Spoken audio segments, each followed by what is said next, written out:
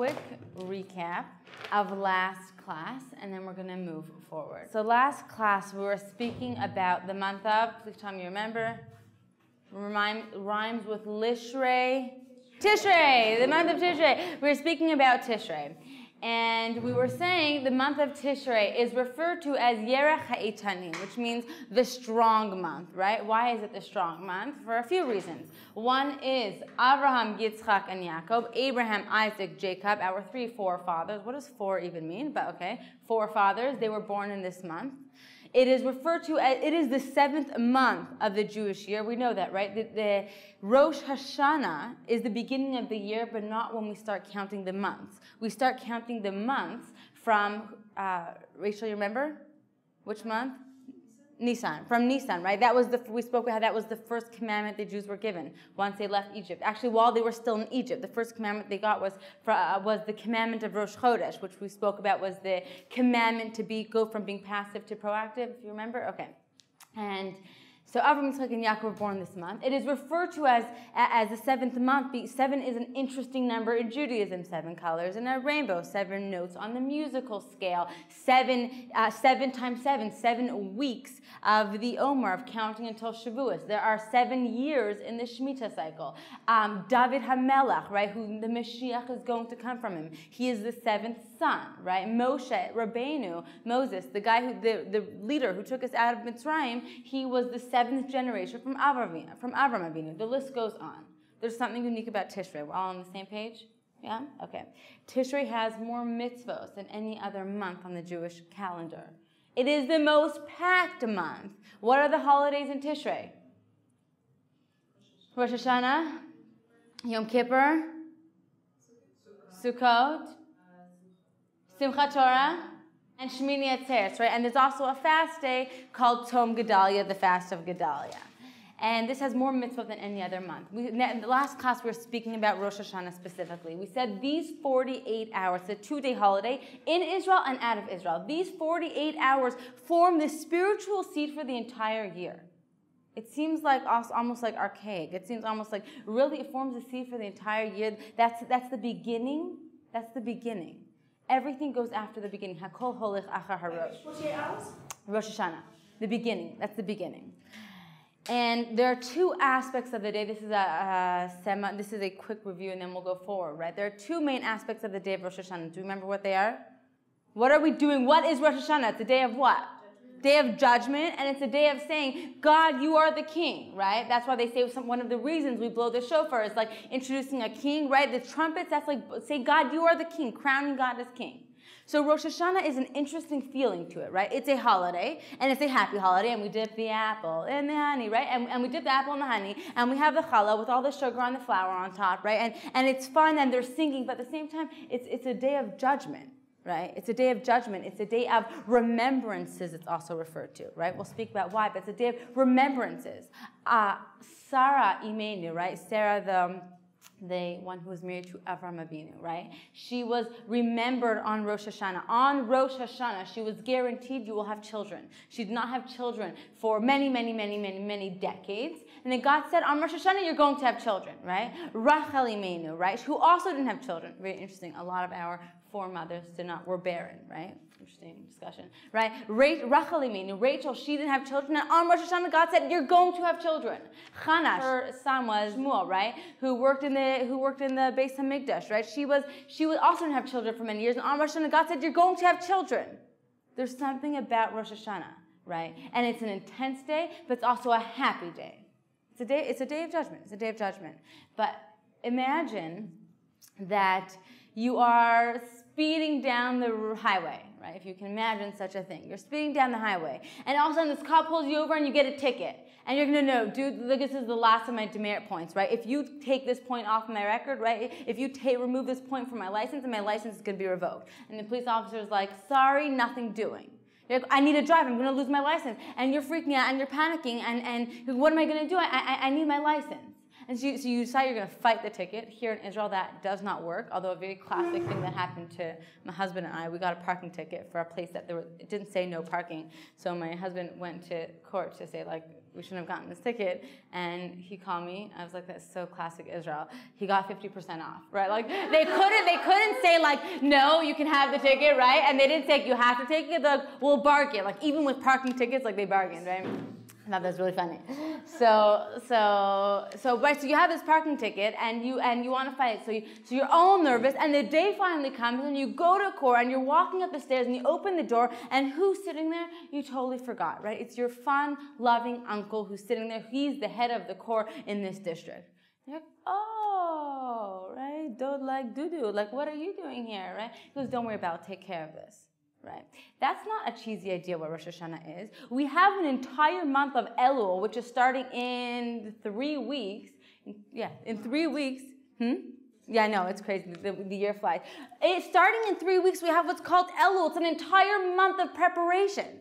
It's an entire month of preparation. We spoke about this last class about how we are the only religion where it's put into the calendar. I'm giving you a month to change whatever you want to change. I'm giving you a holiday called Rosh Hashanah where you can totally rescript yourselves. And I'm giving you something called Yom Kippur where drop everything that's not you. You can be a different person. The Rambam gives a halachic ruling. We don't give this ruling today. Am I going too fast? You're the monitor. I shouldn't be asking. If I'm going too fast, tell me to slow down. The Rambam gives a halachic ruling, which if someone is a bala tshuva, if someone was not religious before and they become religious, they have to change their name. They need to change their name. Why? We don't rule like this. You can if you want to, right? But because they're a new entity. They're a new being. They're not the same. When someone converts, my sister-in-law and my sister-in-law is a convert. She had a child with a non-Jew. Well, when she was not Jewish also, and he converted, he's so cute. Now he's 14, it's not so cute, but he's a teenager. When he was 2 years old, he converted, right?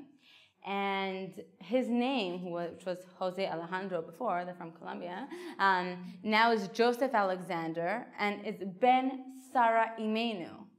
He is the son of Sarah Imenu, not Ben Tamar, who's my sister-in-law. He's a new entity, you are a new being. We have that power. We have that koach. This is what Rosh Hashanah is. We spoke about going from a place of constraint, of limitedness, of finiteness, right? We got clarity about that's what Egypt is. That's what being enslaved is. If you've been in my office, you see the sign on my wall saying slavery is what? How would you define slavery? Slavery is considered in the outside world, but you have to do what you have no choice. Yes, that's exactly it. What you both said the same thing, which is imprisonment tied to something else. I have no choice. Slavery is when oneself is lost or under the control of something or someone. Again, slavery is when oneself is lost or under the control of something or someone, which means I cannot be me. Rosh Hashanah and Yom Kippur is a time to say, well, who is the me?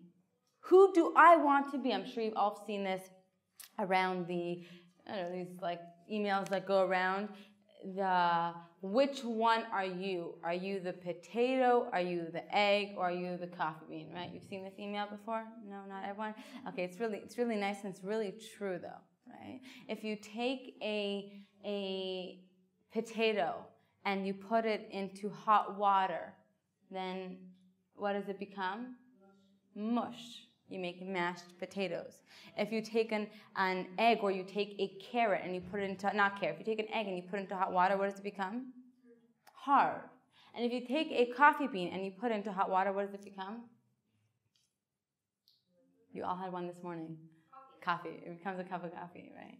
So the hot water is obviously hot water in our life in challenging times. So when we go through challenging times, and you're all 18, 19, 20, 30 plus, we've all had challenging times. We've all had times where it's like, am I going to make it through this? I really don't know if I'll make it through this, right? So are you the potato that when times get hard, when things don't make sense, when life is just so complicated, and all you have is tunnel vision, all you see is the darkness, all you see is the night, that you're like, forget it. Hard time comes, you just completely fall apart and you completely break. You become a basket case, which there are times for that. But if every single time you go through a hard time, you're a potato, then there's something wrong. Are you the egg that when you go through a hard time, you say, it's fine, I don't need this world. This world's a cold place anyways. And who said God exists anyways? And if God is so good, then why is the world so bad? And why did my mother die? And why is she poor? And why didn't she get married? Right? Do you become the egg that's jaded from life? Or do you become the coffee bean that when things are hard, you say, let's try and figure this out. Let's try and work this out. Rosh Hashanah and Yom Kippur is that time.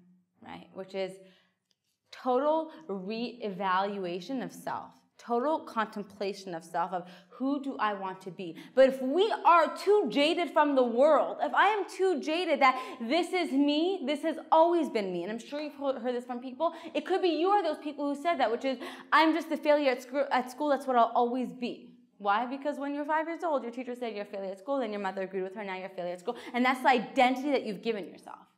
I am that failure at school. Rosh Hashanah, are we all together so far? Rosh Hashanah and Yom Kippur is that time to say, is that my identity? Am I that girl who guys can do whatever they want to me? Because that's my identity. My identity is I get attention from guys and it actually feels really good, so that's who I am. You go home every night and you cry yourself to sleep because it doesn't feel good, but at least you're getting attention from someone. And comes Rosh Hashanah and Yom Kippur and you're saying, is that who I am? Is that who I want to be?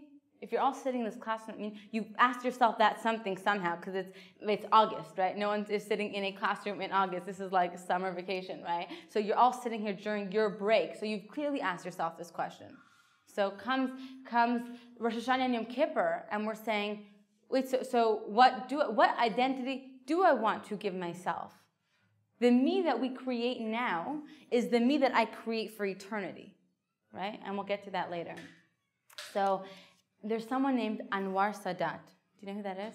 One of the past presidents of Egypt. And he used to go, before he was the past president, he used to go all over, and on live television he would say, I will never shake the hand of an Israeli as long as he is occupying Arab soil.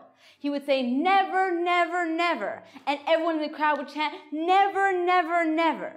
And he would go from place to place saying, I will never shake the hand of an Israeli as long as he is occupying Israeli Arab soil. And never, never, never. And they'd say, never, never, never. Then he was imprisoned in the Cairo prison, cell 54. And while he was there, like many people who are imprisoned, either actually in prison or just in prison within ourselves, sometimes we get just to such a point where we're like, I feel like I'm in jail and I'm my own worst enemy, right? So he was actually in prison and he had some time in solitude to actually think about what he believes in. And he did what we call total rescripting. He totally rescripted his life. He totally rescripted what he believes in. And he created a new identity. And when he got out, he went on to become the president of Egypt. He came to Israel. He came to the Knesset in Jerusalem. He shook many Israelis' hands, and he went on to create one of the big peace movements called the King David Accord, right? The King David Peace Accord, King David Accord. He went on to create that. That's called rescripting. That's called Rosh Hashanah. That's called Yom Kippur. I've heard from people, and tell me if you've heard this before, either a 50-year-old father who said, I never really imagined my life would be like this, right? Or what we call a midlife crisis, where you wake up and you turn to the guy next to you in your bed, and you're like, you're never the guy I wanted to marry. And I wanted to have, 2 girls and a dog. Why do I have 2 sons and a dog? And you just quit your job, go out with, your secretary and buy a red sports car, and you go to a completely different life and you destroy your family. How does that happen? How does it happen you can have someone who's on their deathbed, 80 years old, and they're saying, how come none of my grandchildren want to come visit me? I know someone like this, very close to me, who they have to do a rotation, brutally, barely doing a rotation for the grandchildren to come visit him once a week. Why does it happen? Why does it happen? There are other people who their grandchildren are fighting. I want to come visit Safta today. I want to go visit Saba today. How does that happen?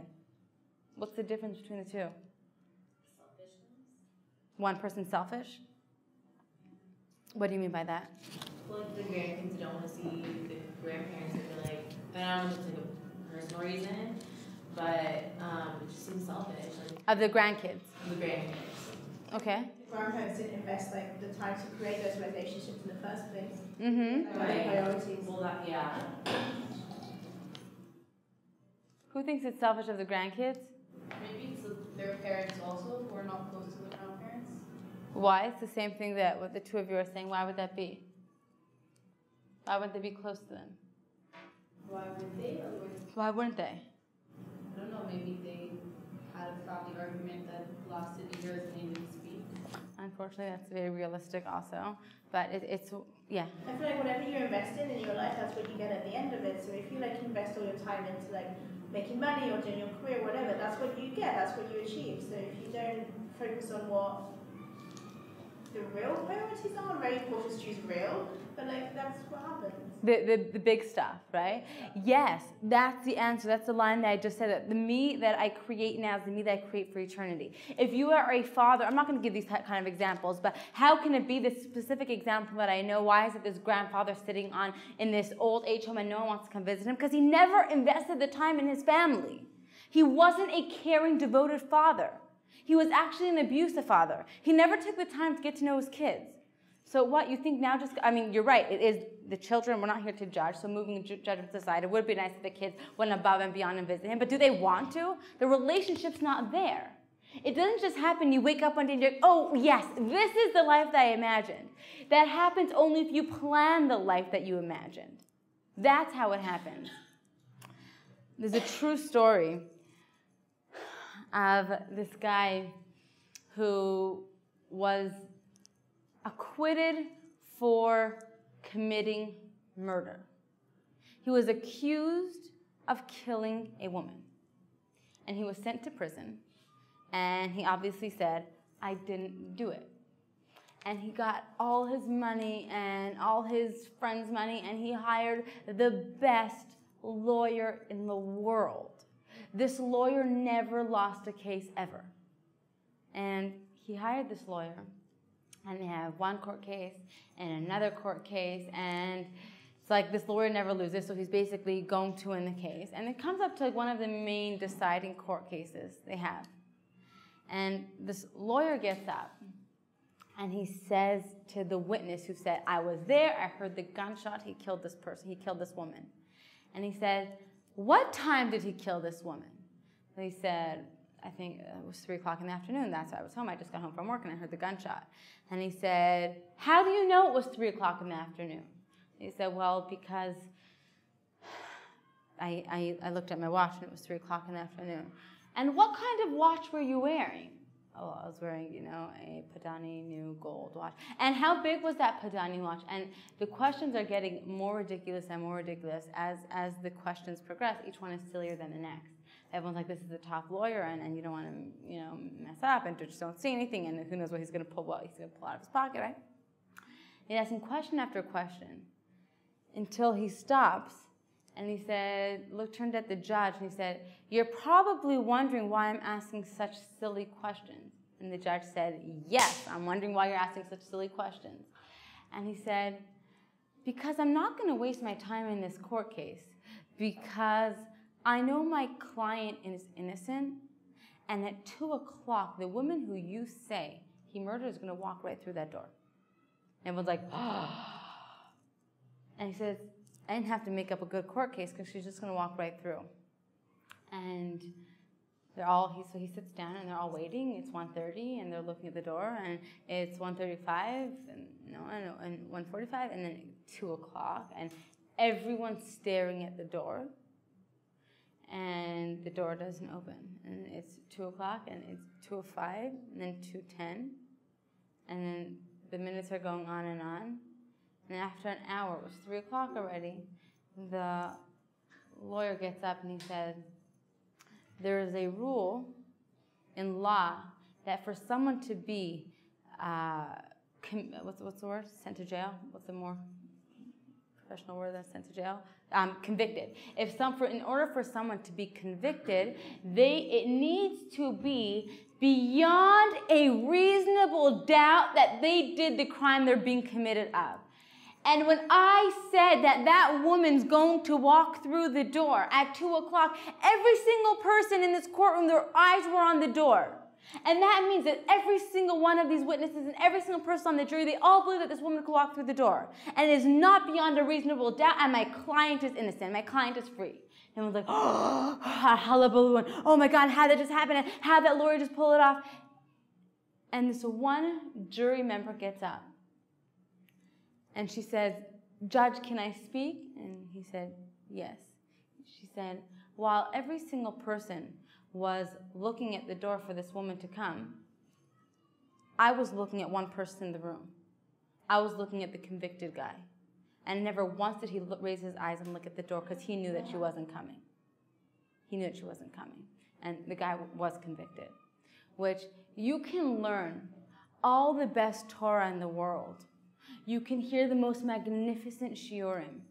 You can read the most powerful books. If you don't believe your own lie, if you don't believe what you are telling yourself, then nothing's going to happen. Then nothing's going to change. Do we believe that we have the ability to totally change who I am, who I want to be, the person that I want to be, and who I was before? That's not me anymore. Did that help build me up? Yes. Is that a part of who I am? Yes. But is that me today? No. No. How does it go? A recovered alcoholic said, the person who I was drank. The person who I was will drink today. But the person who I am will not drink today. Right? Meaning, if I'm still that person, then yes, I'm still an addict, I'm still going to do it. But the person who I am today, I'm not going to. I have a friend who we were in high school together. She's one of my best friends. And we definitely took very different paths.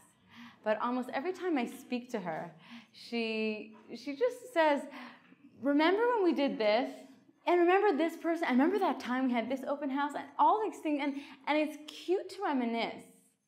But every time I speak to her, she says that, right? Which I get off the phone thinking, it's not me anymore. Like, I have a husband and have children. That was 15 years. It was literally like 20 years ago. Some of the stories she's saying, it was literally 20 years ago. That story, that the person you just mentioned, I haven't spoken to that person in 15 years, right? It's not my identity anymore. It's not my identity. Is that who I am? Is that who helped me be the person that I am? Yes. You don't like wipe it off the map and say, that wasn't me. I spoke to this woman this week who told me, and I'm not judging her, but she told me she's a convert. I was like, oh, no way, I didn't know that. And she goes, yeah, I don't tell anyone. Please don't mention it to anyone ever. Which is fine. It's her choice. It's her choice. But nowhere in Judaism does it say it's a bad thing that you weren't Jewish before.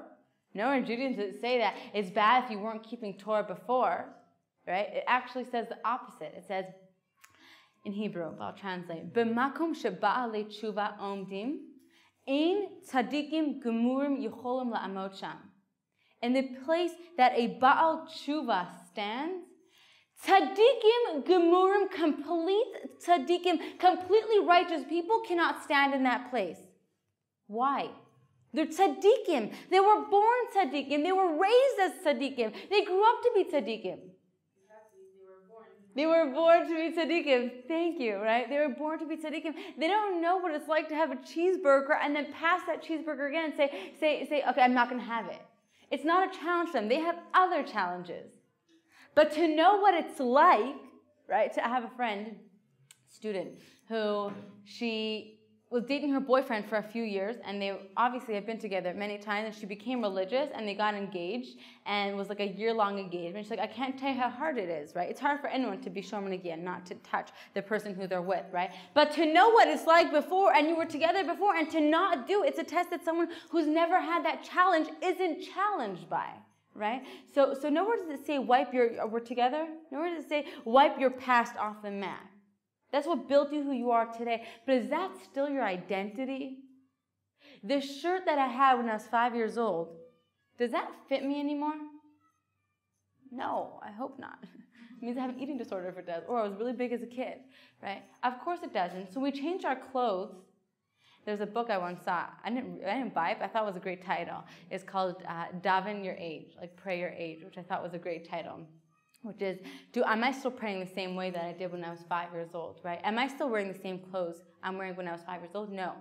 So do I still have the same paradigm I have when I was 5 years old, right? Do all grown-ups mean this, right? Is the world this? Is feminism this? Is my beliefs this? And challenge it. Challenge your beliefs. Challenge what you want. There's this woman I'm very close with. She was telling me this story, how she is the biggest balas chesed, you say, that she just does kindness all day. It's just her nature, and she works on it, and she's unbelievable. And she was saying, she's like, I was that kid in camp who, like, while everyone was playing, I would, like, take a T-shirt from, like, bunk to bunk and say, whose is this? Did anyone lose a T-shirt? Like, she's always been like that, right? She was saying, this woman's at least 48, 49 years old. She said she was at a simcha, a wedding, 2 years ago, and she was talking to someone. And this woman turned around to her, this woman who she didn't see, but was clearly overhearing the conversation. And she turned around and she said, Esti? Wow, is that you? You are exactly the same person you were 30 years ago. Nothing has changed. How are you? And she gave her a big hug. And this woman told me that I went home crying, right? I'm the same person I was 30 years ago. What were these 30 years for? What were these 30 years for? That's what Rosh Hashanah and Yom Kippur are for. Every single year, so many girls come and they speak to me. A lot of girls are leaving now, and they're saying, someone said to me today, I'm leaving, and I feel like I found myself, but I'm going to speak about worries she has about going back to New York, right? And it's like, you didn't find yourself. I didn't find myself. That rabbi didn't find himself. We're on this journey called life. And life is a journey, which means, which I say this all the time, when you walk into a hospital room, right? When you see, this is not what you see anything, because this doesn't work, right? This also doesn't work. I'll bring my own supplies next time. This is what you see in the hospital, right, on the monitor.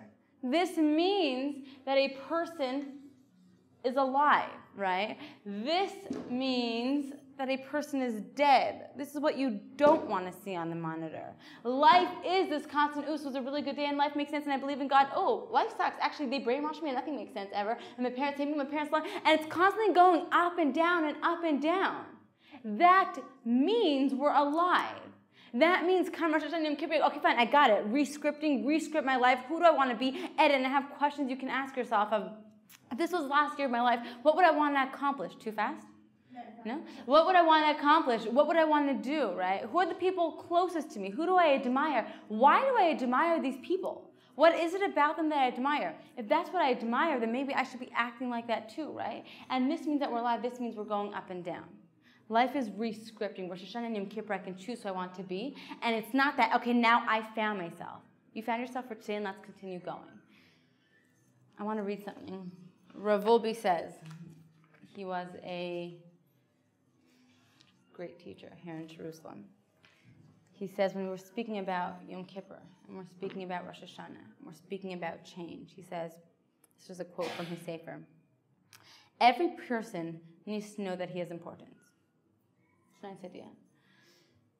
Not an imagined importance that he considers himself as special, right? Write down why you're special, right? Not like, oh, let's have a quick idea what makes me special. It's not an imagined special. It's not an imagined importance. Every single person needs to see himself as what his role is, what his importance is in this world. Rather, right, not just he considers himself as special, rather a deeply profound importance that is even shocking, he writes. It's even shocking. The Talmud states, this is from a tractate called Sanhedrin, each and every person must declare, the world was created for me. Do we know that?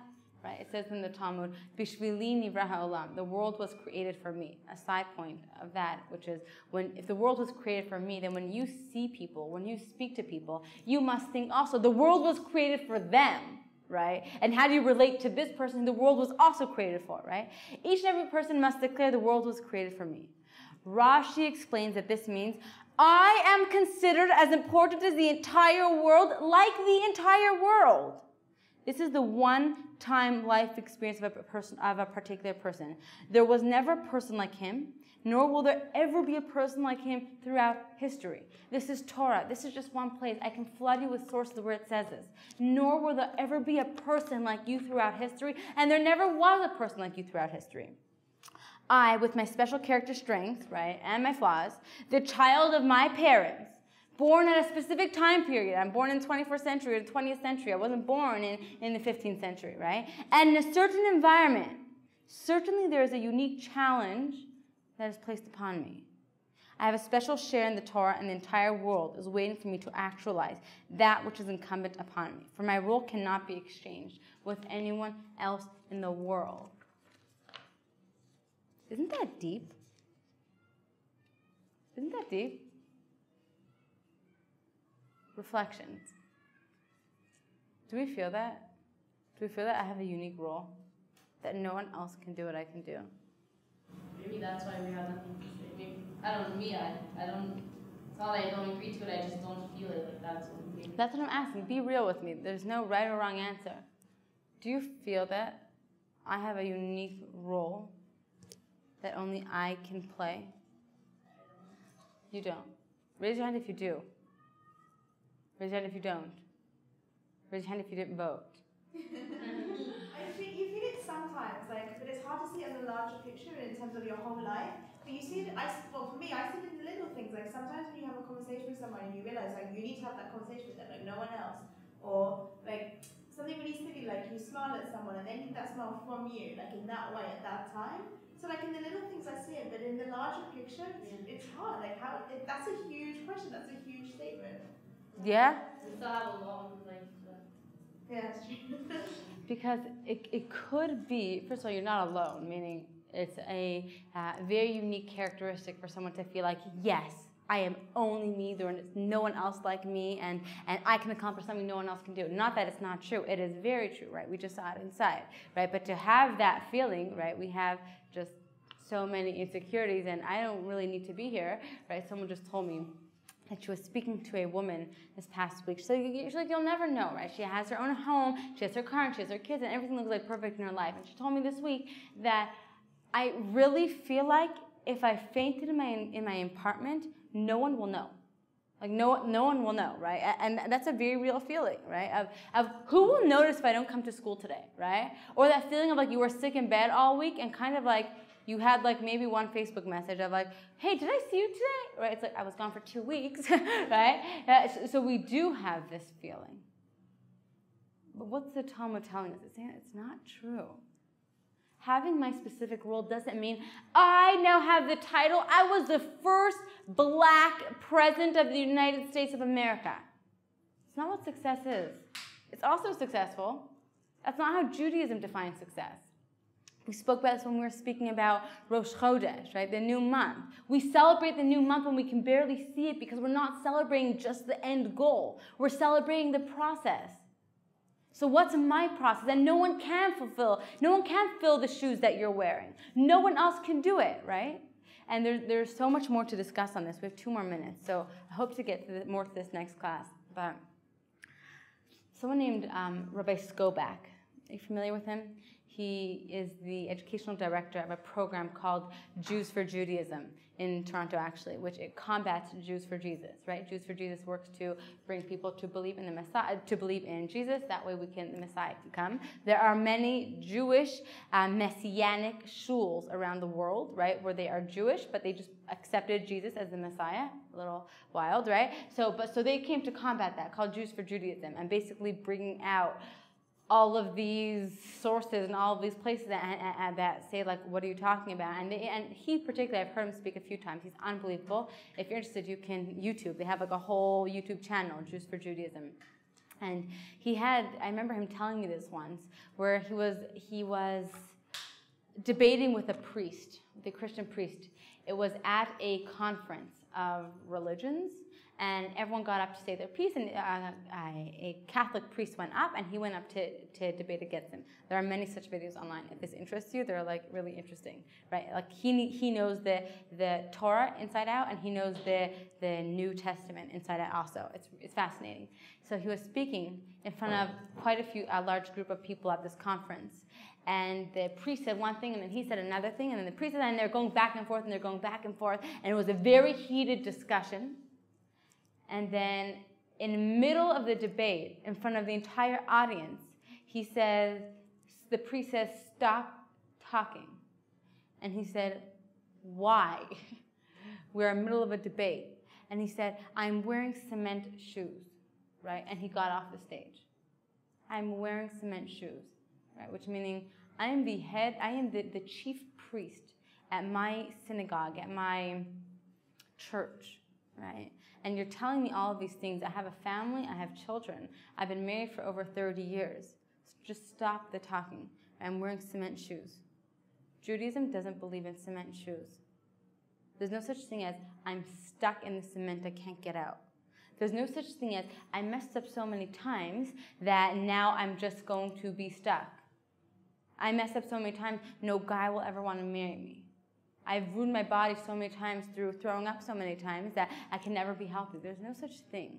And we can speak about this forever, right? About story after story in the Torah and in the Talmud that speaks about people who literally, right? There's someone named Elazar ben Dordaya who said he was with every prostitute that he was able to be with, he was with. So much so he traveled to different countries to be with women. And it was this whole story that happened, and it was at the end, he was crying. He had this moment of realization when he was with this specific woman. And he left this woman's bed, and he started crying and crying and crying. He cried himself to his death. And a voice came out saying, Rabbi Elazar ben Dordaya has entered Gan Eden. And the Talmud obviously asked the question, Rab Elazar ben Dordaya? This person? Elazar ben Dordaya, who his entire life he wasn't religious, he was doing inappropriate things his entire life. He died right after being with a prostitute. Saying, Rabbi Elazar ben Dordaya, he got Gan Eden in a minute. In a minute he got it. There's no such thing as cement shoes. There's no such thing as it's too late. Rosh Hashanah and Yom Kippur is this time to rescript. This is the last point that I'll end with. Those two last points I want to end with, so I won't do that other point, I'll do this point. I want to speak about a serious made tshuva, but I'll end with this last point, which obviously we're not living like this every single day, 365 days a year. It's impossible. God doesn't ask us to do that. Yom Kippur is 1 day a year, right? There are 5 mitzvot on Yom Kippur. I can't go through it now, it's too much, but I want to speak about it, right? But on 1 day a year, we're saying, let me be angel-like. Yom Kippur is the same way that, and Rosh Hashanah is the same way that how a rocket gets off the ground, right? It's fighting so much gravity. How does it get off the ground? I don't know. It takes an incredible amount of power for that initial boom to set it off, and then once it's in space, it's not having that same intensity of that boom that got it off the ground in the first place. It's that first shoot of the rocket ship. That's what the beginning of the year is like. It's just getting that rocket ship off the ground, and the rest of the year, don't worry, we're human. We're going up and down, up and down, up and down. But once a year, to take this time for introspection, that's doable. With that, I wish you a wonderful Shabbos.